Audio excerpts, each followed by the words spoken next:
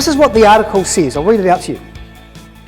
Dean of Cathedral, Nick Kirk, said he had refused the choir's request to perform The Armed Man because it did not fit with the cathedral's religious beliefs, which are put in quotes. The Islamic call to prayer is not Christian, Kirk said. He was tolerant of other religions, but because of different beliefs, we have decided to not accept this being sung in our cathedral. That's what he said.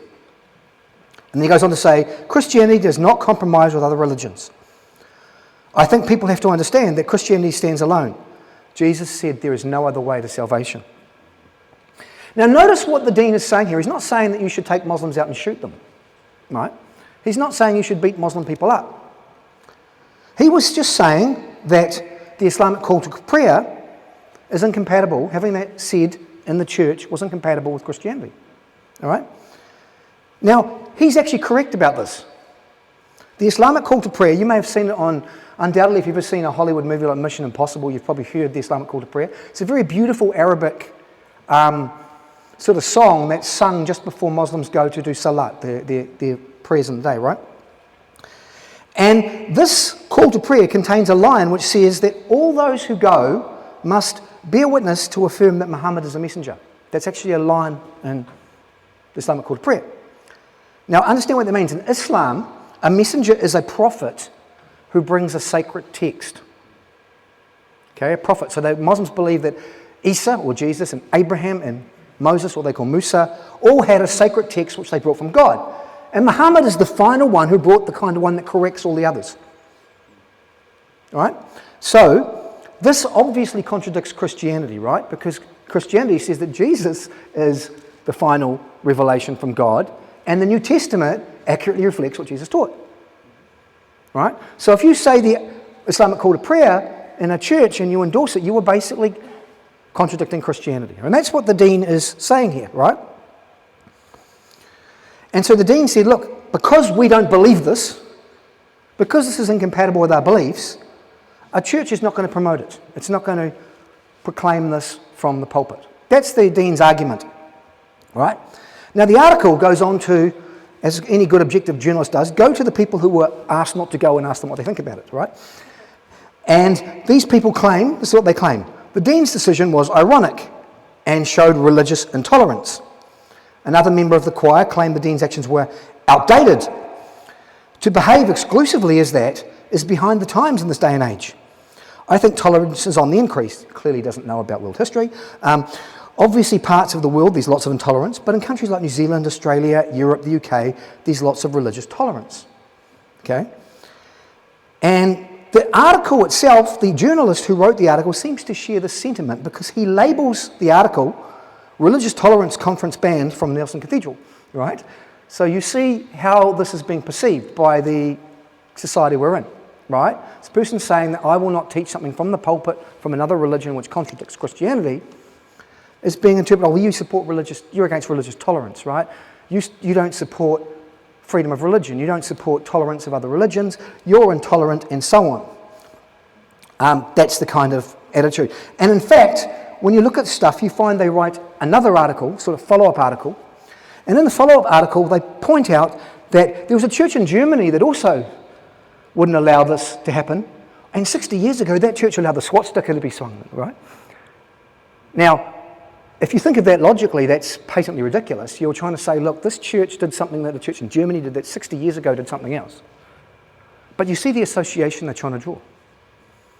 And this is our mainstream media, by the way. They're trying to draw in your mind an association between Nazism and the idea that you shouldn't allow a belief that contradicts your religion to be preached from the pulpit. There's immediate assumption that if you're not kind of like accepting of all religions as true, equally, you're the worst bigot that you can possibly imagine, right? And this article is great because it highlights in New Zealand what I'm going to talk about this morning. And this isn't it arrogant or bigoted or intolerant to believe that Jesus is the only way, right? In our world, there exists widespread what people call religious pluralism. That means there are people who are just as intelligent, educated, ostensibly as sincere as you or I are, and they hold different religious beliefs, or they hold no religion at all, right? And given this, how can Christians maintain that they are right and everyone else is wrong? How can they maintain this? Isn't believing that Jesus is the only way just arrogant and intolerant, right? That's the charge our culture makes against us. That's the charge you see in that article, okay? And so I want to address this question this morning. But before addressing it, I want to make a few preliminary comments, because I think it's important to get these comments on the table so you see what I am and am not saying. So, first, as a preliminary, as a matter of logic, if you affirm some proposition, you must reject the denial of that proposition. Okay? This is a basic principle of rational thought. You cannot reason or think about anything with any degree of consistency if you deny this. To deny this is to deny logic. It's fundamentally irrational. I'll give you some examples. If I say the world is round, then I cannot believe the world is not round. Right? If I claim that there was a guy called Julius Caesar who existed in the Roman period thousands of years ago, I can't also say, by the way, Julius Caesar did not exist. Right? Now this is common sense. Nobody seriously denies this. In fact, a few years ago, I remember I was at a conference where I ran into a theologian who tried to argue that logic was a kind of, what he called it was a Western construct, and we got into this conversation about it, and he said this was the case, so I said to him, no, it's not. He said, yes, it is. And I said, no, it's not. And he said, yes, it is. And I said, do you see my point? How did you respond to what I said when I said, no, it's not? You said, yes, it is. Why? You took what you said to contradict what I said. And if I say it, you took that your position is to the opposite, right? Your very conversation with me, you can't even have this conversation with me if you don't accept this principle, right? And this is the point, right? What this means, this is a simple point of logic, but this is what this means. If you accept the teachings of a religion like Christianity as true, as in you think it's true, I'm not talking about if you sort of accept it for social reasons or pragmatic reasons, but if you think it's true, then you are rationally committed to rejecting any claims that contradict it. Right? Just as I couldn't say Julius Caesar exists, and by the way, he didn't exist, I couldn't say Jesus was crucified 2,000 years ago and rose from the dead, and by the way, he didn't. Okay? Both of those are historical claims, right? All right? So, if one accepts God exists, it follows that one will believe that atheism is false. If you believe that God created the world, then the claim the world is not created is false. Right? If you believe Jesus died from crucifixion, then you're committed to denying the claim that he did not die by crucifixion. Okay? If there is a final resurrection of the dead where people will be judged for their actions, then you reject the claim that there is no afterlife. So if one accepts Christianity as true, one has to, as a matter of logic, believe that other religions and perspectives that contradict it are false. And if you don't do that, you are basically denying rational, logical thought. Okay? Now, there is a tendency in our culture, I've noticed, which does disturb me because I think it leaks into church circles, to actually praise irrationality for kind of emotional or pragmatic reasons. We don't want to have a dispute, we don't want to upset people, so we say overtly silly, logically stupid things, and everyone claps at their sort of sentiment and emotional. And I think that's actually pernicious, and I think that's actually harmful. Because if we can't speak the truth to people, if we have to lie to each other to get on, we're not actually a flourishing community. We're not a community where actually people's welfare are being promoted. And we're not a community where we can trust what people say. One of the things I like about speaking in the US is as Americans are much more blunt and straight up than New Zealanders are. And that means when I talk and I get feedback, I know it's sincere. Right? If I speak in New Zealand, I always say, oh, your talk was wonderful, it was great. And I always think to myself, are you saying that because that's what you're supposed to say? Or are you saying that because it's true, right? But in America, they say that was crap, they didn't agree with you, right? And I know where I stand, all right? Okay. But that's a side issue. The point is that illogical things are false, and we shouldn't be throwing out logic for emotional or pragmatic reasons, okay? First preliminary. Second point, accepting that Christianity is true does not commit me to saying there's no truth at all in other religions, or that they're mistaken in absolutely everything that they say, right? And this is an important point, because there are many issues on which different religions agree with each other, okay? So, for example, consider Islam. A central tenet of Islam is that there is only one God called Allah. Now, Allah is the Arabic word for God. When they say there is only one God called Allah, they say there is only one God called God. And in fact, the word Allah is an Arabic word for one God that was used by Christian and Jewish communities in Arabia before Muhammad even came on the scene. So Christians and Jews walked around and said, we worship Allah, and Muhammad sort of heard what they were saying, and he did what he did in response to that. Okay? In fact, interestingly enough, the word Allah, arguably in Aramaic, the language Jesus spoke, the word for God is Allah, at least pronounced that way. Okay, so when Jesus prayed to God, he actually said Allah. It might scandalize you, but that's arguably correct, right? Because this is the Arabic word for God. Muslims believe in one God. In the claim that there is only one God, they are right. Okay? Muslims believe that God is the creator and sustainer of the world. They believe he is all-powerful and that he has commanded certain actions such as being just and merciful. They believe God will judge people and there will be a general resurrection from the dead. And these things they agree with Christians. Right? I don't have to say Muslims are mistaken about these things as a Christian. Right? And there are things that Islam teaches which, from a Christian perspective, are quite admirable. So, for example, Muslims give 3% of their income to the poor. They're required to do that. That's a good thing. You know, they pray 5 times a day. Praying regularly is a good thing. You know, so I don't have to claim that Islam or Judaism or Buddhism are mistaken about everything, right? On the other hand, Islamic theology teaches things which clearly are incompatible with Christianity. Muslims deny the Trinity. They deny that Jesus is the Son of God. They deny that Jesus was crucified. They claim that didn't happen. Right? They claim that he did not rise from the dead. And they claim that Muhammad is the ultimate and final seal of the prophets. And so the prophet Jesus, in their mind, sort of brought this earlier revelation. Muhammad kind of is the final, ultimate, more important one. And he kind of corrects all the mistakes that Christians have made since then. Right? Those things are incompatible with Christianity. You can't affirm Christianity and affirm those things. Right?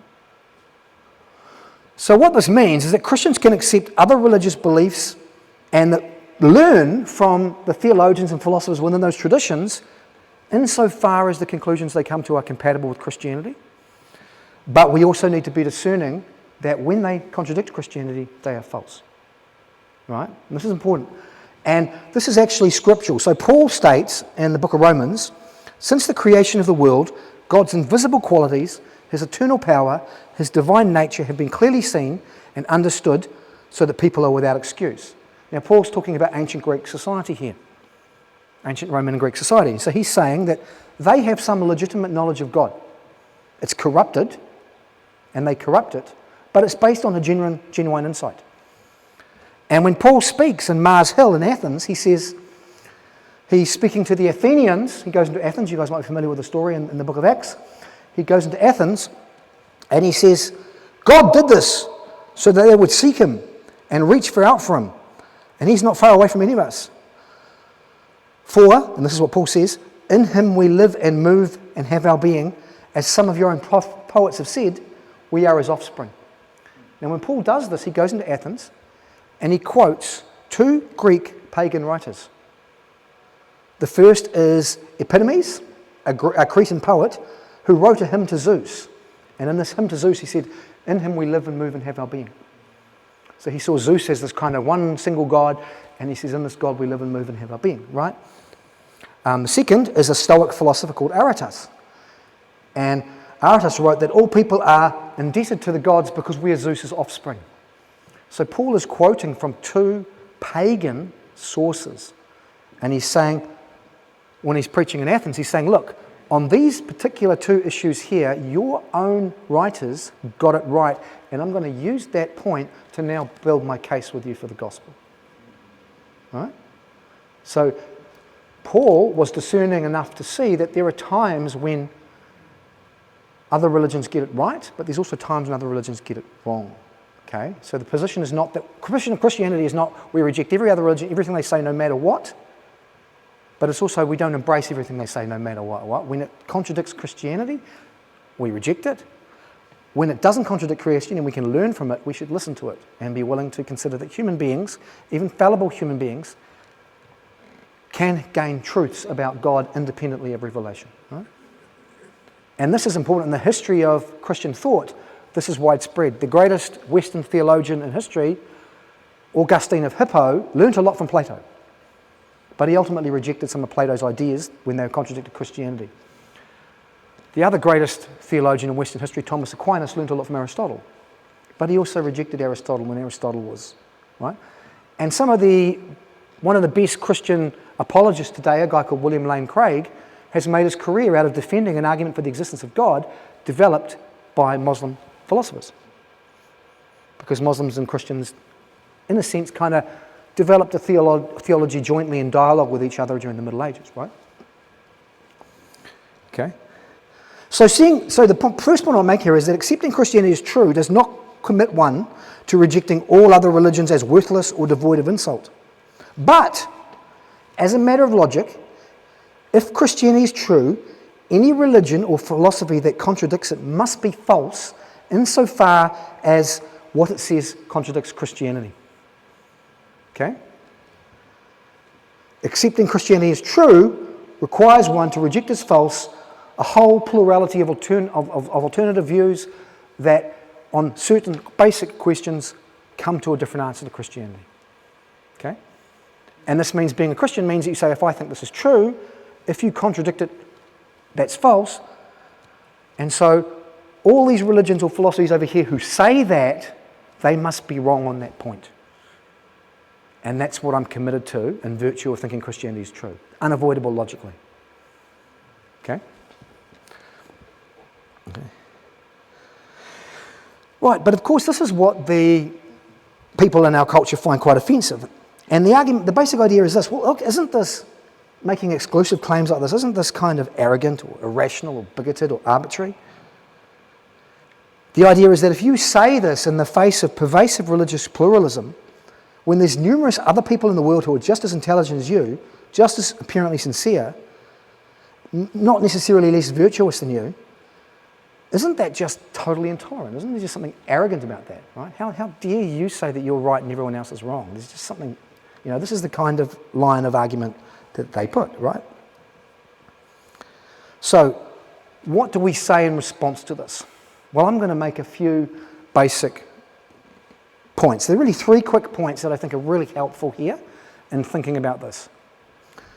So first, this kind of idea that, so let's get clear on what the objection is here. The objection is that if you say that one religion or one perspective is true, in a context where large numbers of other people disagree with you, who are just as intelligent and just as sincere, right, then there's something arrogant about that. There's something irrational about that. There's something intolerant or arbitrary about this.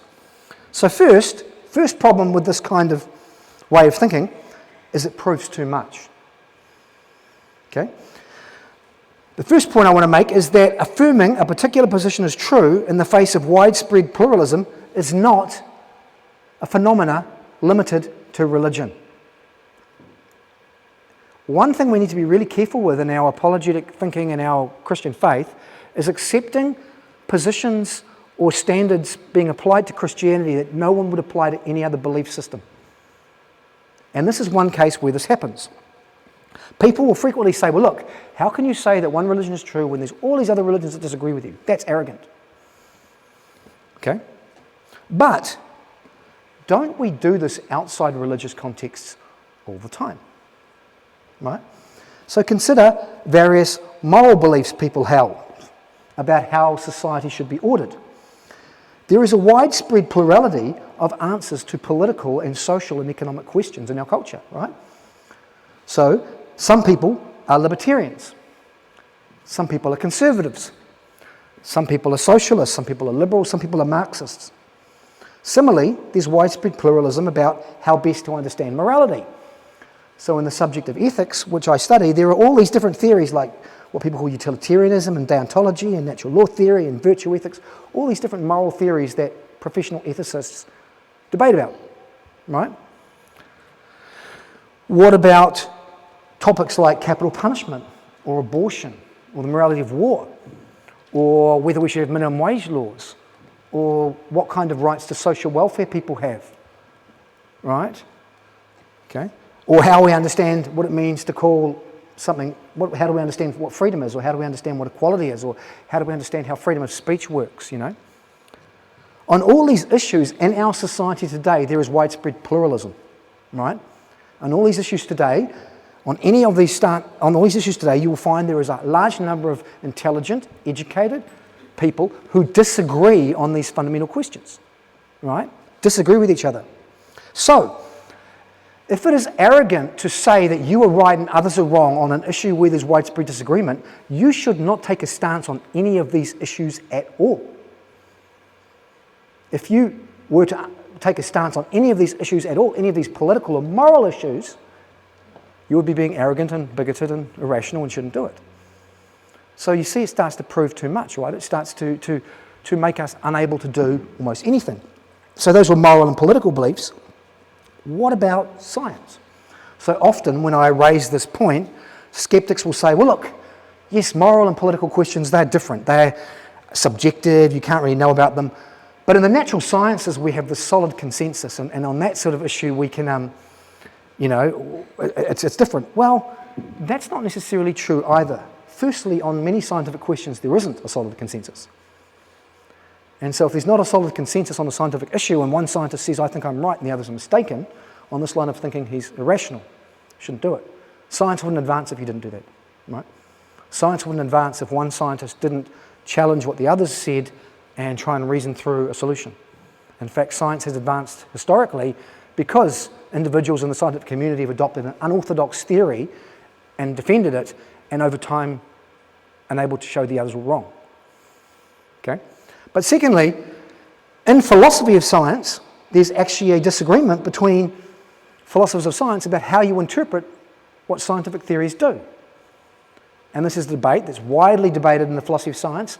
Some people say that scientific theories describe reality. Others say no, they provide useful models for predicting things. Okay? And there's this debate that's been going on between intelligent, rational people in the philosophy of science. So if you think that you can't say, I'm right and others are wrong, when other intelligent people disagree with it, you shouldn't have any scientific beliefs. Right? Because you can't, how dare you say that all those people who say scientific theories don't describe reality are wrong? How can you say that? So the first thing is, this argument proves too much. Right? If you cannot hold a particular view as true in the face of widespread disagreement from intelligent people about it, you shouldn't be believing almost anything at all. Almost everything that is important to us in our society, everything our society requires to get by, that we debate about and we discuss, we shouldn't be discussing at all. Nobody thinks that. Okay? Take the skeptic who raises this problem with religion and then start asking them about a moral question like homosexuality or abortion, which religious people might think one way on and they think on another way on, and see if they become a pluralist. See if they become a pluralist about creationism. See if they become a pluralist about the political views that they're deeply concerned about and advocating for, and just say to them, well, look, you can't hold that view. There are other people who disagree with you completely, they're not going to do that. So the first thing is this argument proves too much. Okay? Right. And in fact, you can push this even further. Even if you just limited this to religious beliefs, you have a problem. Why? Because there are some religions, certain forms of Buddhism, which claim that no self exists. Right? They claim that you literally as a self do not exist. There are some forms of Hinduism which claim that the physical world is actually an illusion, doesn't really exist. Right? So if I'm not allowed to say one religion is wrong and others are right, I can't say the physical world exists. I can't say that I exist, because if I do that, I'm contradicting somebody's religious beliefs, right? That's absurd, right? Right? But that's where this leads if you accept it, right? So it proves too much, right? Right.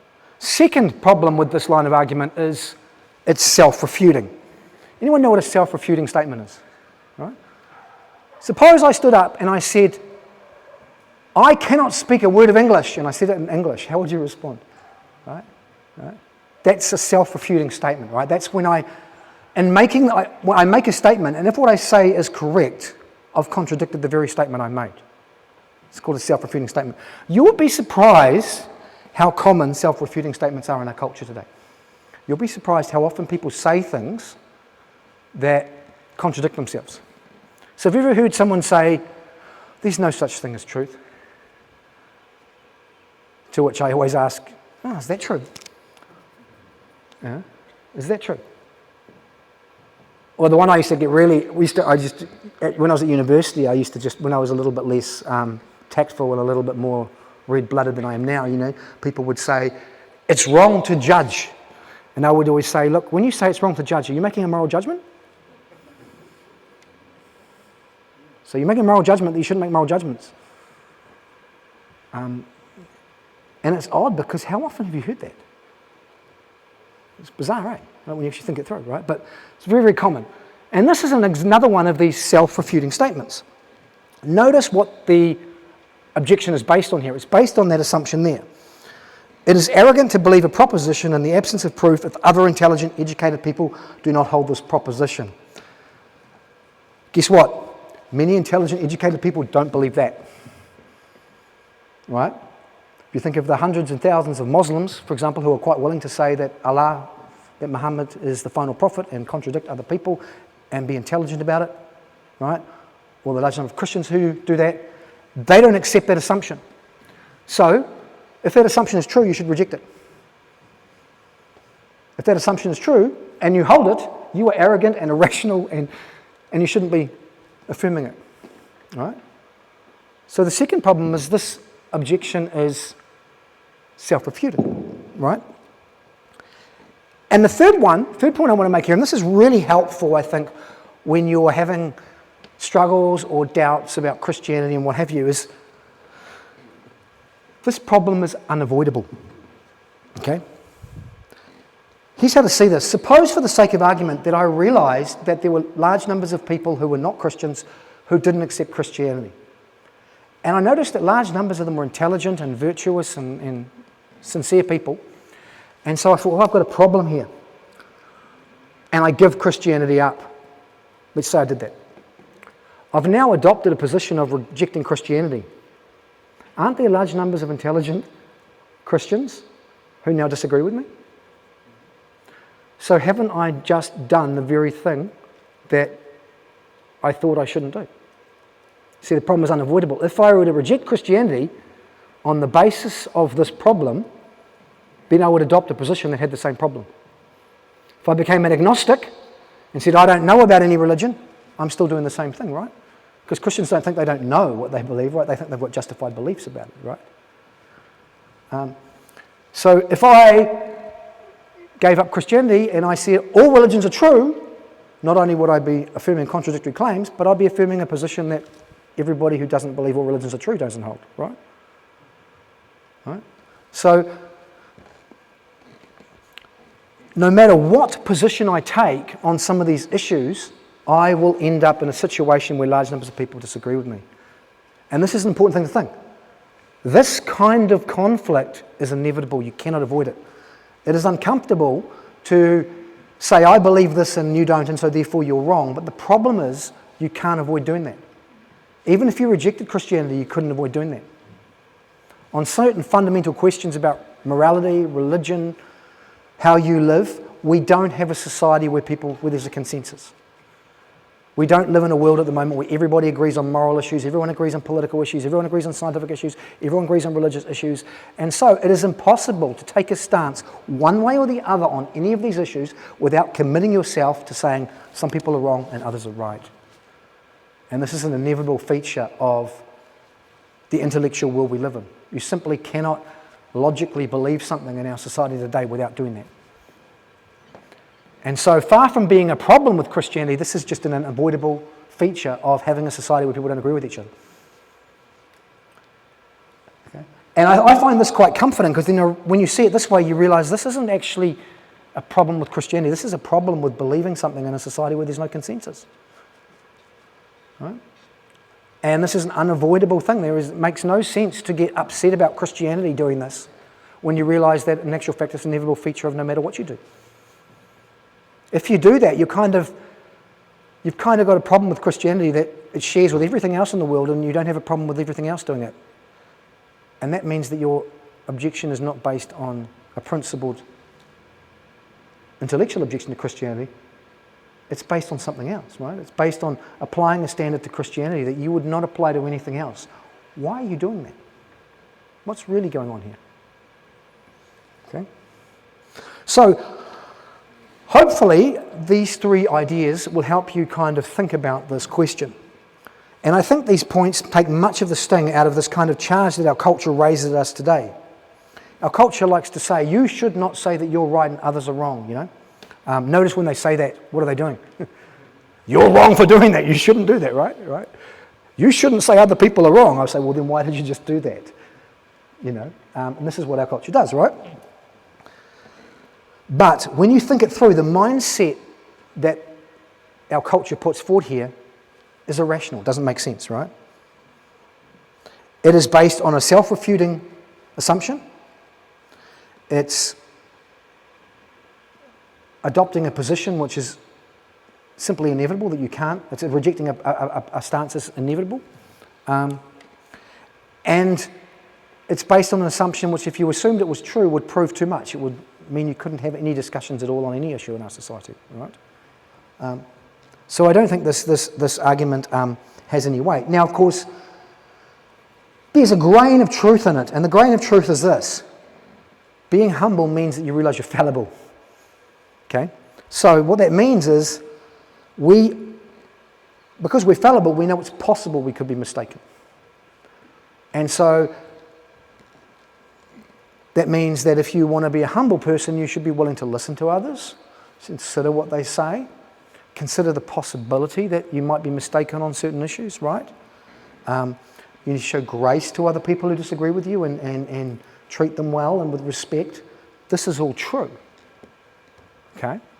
But if you're doing those things and you're persuaded that Christianity is true, then the right thing to do is to say, this is where I stand, and if you disagree with me, you're mistaken. And let me just say a caveat on this. One of the things I often find when I dialogue with skeptics, not always, but sometimes, is for all the talk they raise about these issues, they actually are not committed to them. Here's why. As a philosopher, I have read every major atheist philosopher in the world's books. I can guarantee you that 99% of the media people and the skeptics have not read all the top Christian philosophers' textbooks, right? So I've spent a lot of time, and this is important being a philosopher and theologian, I've spent a lot of time carefully considering the views of those I disagree with. Listening to what they say, understanding where they come from, being willing to listen, and I come to the response, they're wrong. If I've done that, I'm not closed-minded or bigoted or arrogant, right? But if my opponents dismiss Christianity on the basis of a slogan, which is self-refuting, which proves too much, and would undermine all rational thought, and they haven't even considered Christianity, in actual fact, that's not humble or open-minded or, that's not. So we need to understand what humility and open-mindedness really is. And it's not, open-mindedness and humility is not never saying something that other people disagree with. It's about accepting your own fallibility and taking responsibility for seeking the truth. So hopefully that was helpful to you today. If you want to ask me anything about that after the service, I'll be willing to talk to you, but I'll hand it back over to Ian.